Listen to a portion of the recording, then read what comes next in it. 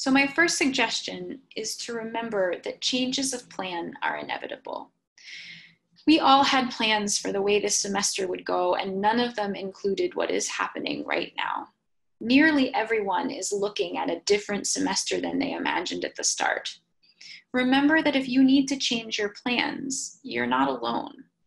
In recognition of how many different situations we are all coping with, CUNY has tried to build in some academic flexibility. There are new later deadlines for electing pass, no credit, fail, and for class withdrawal. And incomplete work for spring 2020 will now be due at the end of fall 2020. There is also COVID-related emergency funding available, as well as laptop loan programs for schoolwork. So please keep these options in mind and use them if you're feeling overwhelmed. It's not a sign of weakness. It's normal to need these things at a time like this. My second coping suggestion is about tolerating imperfection.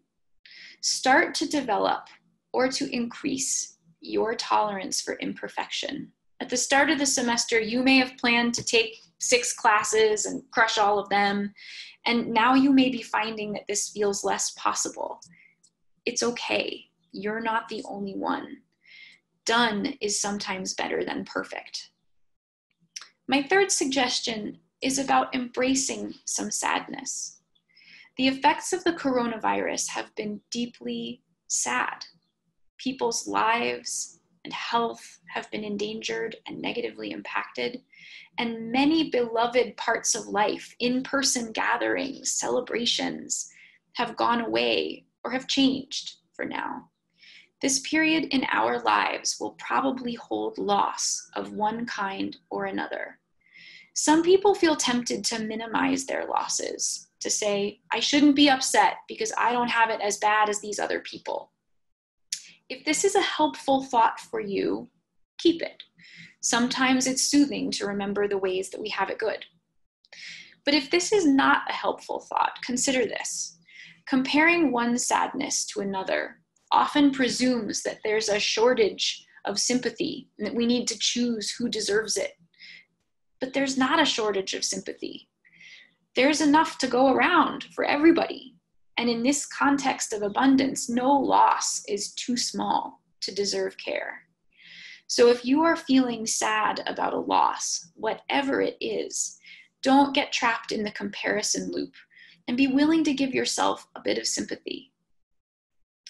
On the same vein, I invite you to practice self-compassion. We are all going to cope with this crisis in different ways. On days when you feel you're not coping well, talk to yourself in the exact same way that you would talk to a dear friend going through a very difficult time. I'm going to say that again.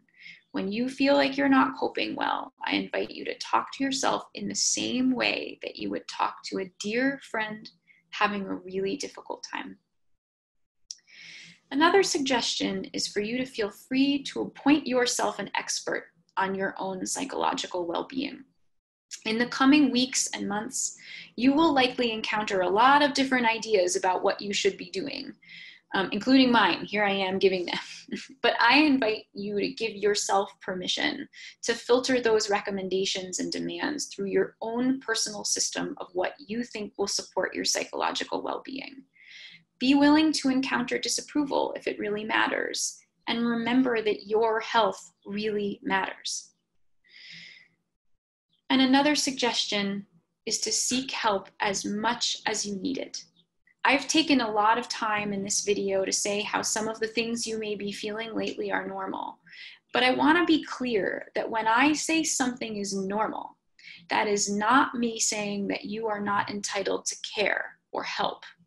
People seek help in many situations where their reactions are normal. Think of it this way. If you broke your leg, it would be normal for you to feel pain, and we would not refrain from treating the pain because it's normal. So please, let yourself seek the help that you need. And to this end, you will see that I've listed a number of resources below. Feel free to use and explore all of them, and I will post new resources as I have them. And please, as always, be well, stay safe. Let's take care of one another. Thanks.